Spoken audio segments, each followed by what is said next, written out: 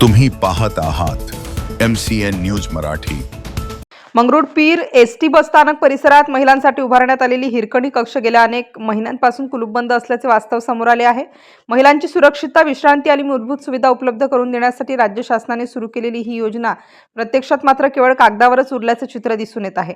प्रवासी महिला, गरोदर माता, लहान मुलांसह प्रवास करणाऱ्या महिला तसेच ग्रामीण भागातून बसस्थानकात येणाऱ्या महिलांना बसची प्रतीक्षा करताना सुरक्षित व सुसज्ज जागा उपलब्ध व्हावी हा हिरकणी कक्षाचा मुख्य उद्देश होता। मात्र सदर कक्ष कायमस्वरूपी बंद असल्याने महिलांना उन्हात, पावसात तसेच गर्दीमध्ये उभे राहून बसची वाट पाहावी लागत आहे। बस स्थानकात आधीच स्वच्छतागृहांची अपुरी व्यवस्था, पिण्याच्या पाण्याची कमतरता आणि बसण्याच्या जागेचा अभाव असताना हिरकणी कक्ष बंद असल्याने महिलांच्या गैरसोयींमध्ये अधिकच भर पडत आहे। याबाबत एसटी महामंडळाकडून कोणतीही ठोस कार्यवाही होत नसल्याने प्रवासी व नागरिकांमध्ये तीव्र संताप व्यक्त होत आहे।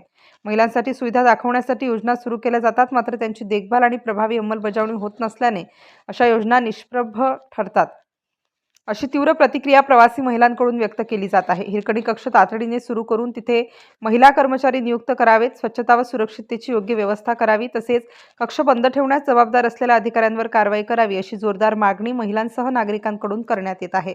MCN न्यूज मराठीकरिता विश्वास कुटे, वाशिम।